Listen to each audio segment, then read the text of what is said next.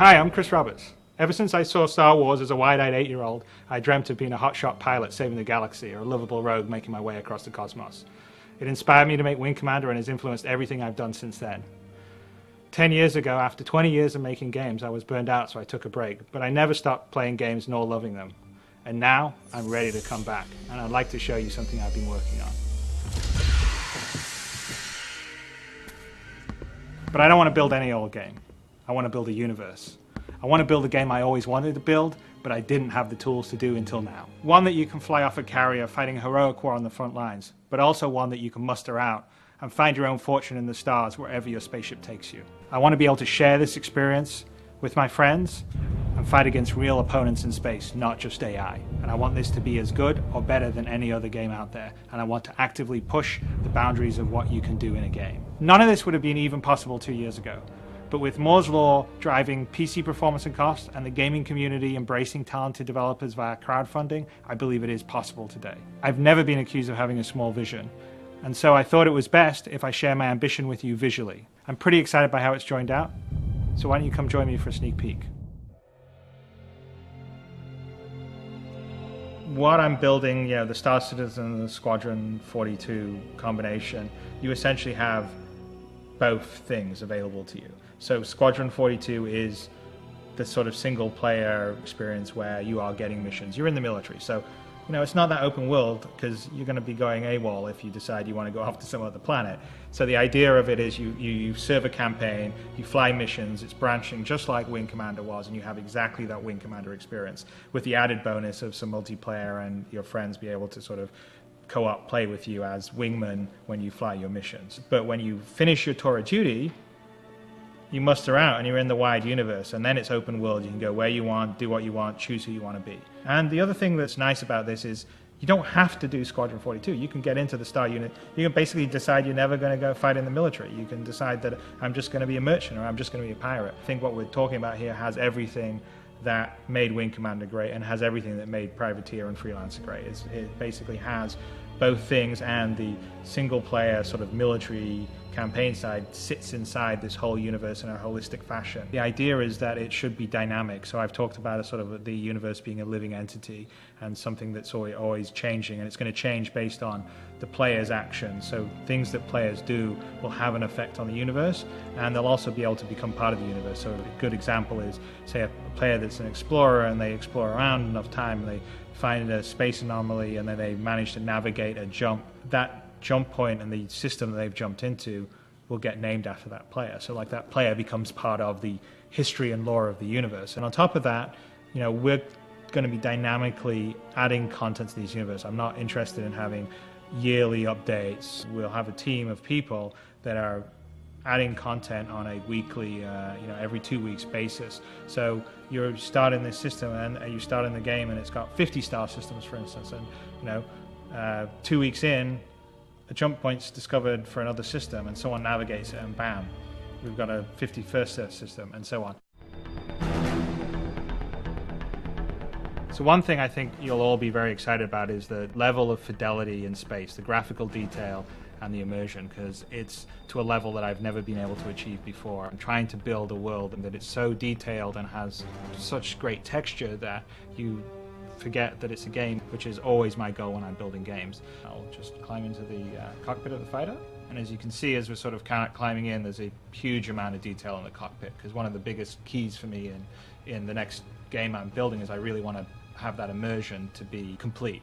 And we're going to do a lot of things that will really push that. Everything inside the cockpit operates and moves and works. If I look around the cockpit, you can see the displays, my hands on the throttle, my hands on the joystick. The whole idea is we're immersed fully in a cockpit that's fully rendered in 3D. So if you issue a command, you hit a button, you'll actually see your character do it in the cockpit. It's all for the immersion.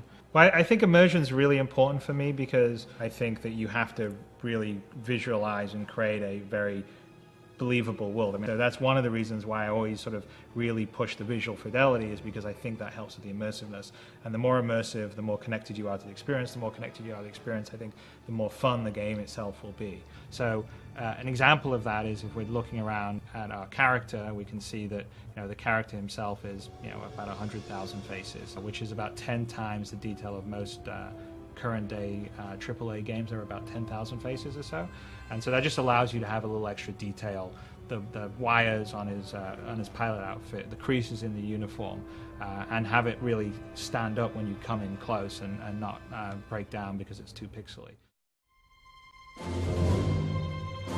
So I'm really excited about the physics, and they're going to be a strong part of the gameplay. So let me demonstrate some of the features of how the physics interacts with how you control. The ship itself is built and designed and simulated like a real ship. So there's 4 thrusters on the bottom, and there's 4 thrusters on the top, and then of course there's obviously the engine at the back. Most of the ships in this universe are going to fly very much like an F-35 would do. They're fly-by-wire, so they take your input as a pilot and crunch it into trajectories and vectors it needs to tell the various thrusters to achieve what you've asked it to do. So if I want to rotate, or I want to, say if I want to pitch, like I'm doing now, or I'm going to yaw, or I'm going to roll, it actually polls the thrusters themselves and says, how quickly can you rotate to the position I need you to deliver thrust, and how much thrust can you deliver?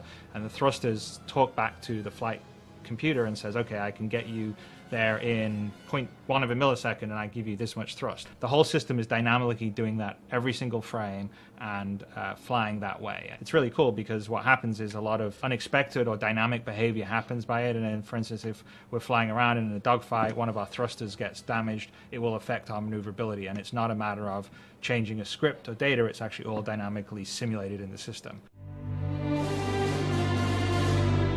Here's a really great example of the level of scale. I'm going to walk out this corridor and out onto the flight deck, and as you can see, it's huge. The carrier that's in the prototype level is about 1 kilometer in size.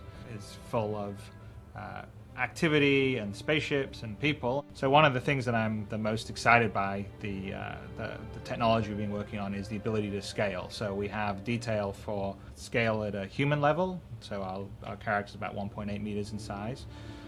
Then the same level of detail for a fighter craft that you'll fly, or a bigger craft, which say this fighter craft is 27 meters in size. I'm building a game and a universe that's essentially the universe in the game I would like to play. So it's for gamers like myself. So I wouldn't say that I'm a social, casual gamer that plays Farmville. I mean, I like sophisticated experiences. Well, I'm picking PC over console because PC was what I always used to do in the past, but more importantly, it's because PC is an open platform. PC is always constantly innovating. I really care about the PC. I really want to push the PC to the limit. I think it's a great game platform. I'm really actually quite sad and angry about the situation right now, where it sort of feels like, PC games and PC gamers don't get any respect. It's the medium that is the coolest and the most powerful, and that's really why I'm focused on PC. We're going to allow users to design some spaceships and build them and submit them, and if it passes the standards, then it can get sold in the ship dealers on certain planets, and maybe the person that built that spaceship will be earning money from other players that think that spaceship's cool and want to pay them for it. So one of the things that I like about crowdfunding is cutting out the politics and the noise of the big publisher, and you're dealing directly with the people that want to experience the game that you're making. So one of my main goals whenever I make a game is to really immerse you in the world and universe. And I think you've seen that on what we've been even trying on the website today, and this visual prototype is a demonstration of the direction that I want to take and will be taking. With today's technology, I can do that to a level that I never could have done when I was making Wing Commander all those years ago, or even Freelancer 10 years ago. And it's actually really exciting. I feel like I can do something that has the fidelity of a film, but real time, and I'm in it, and that is my dream. My name is Chris Roberts, and I would like to build a universe with you.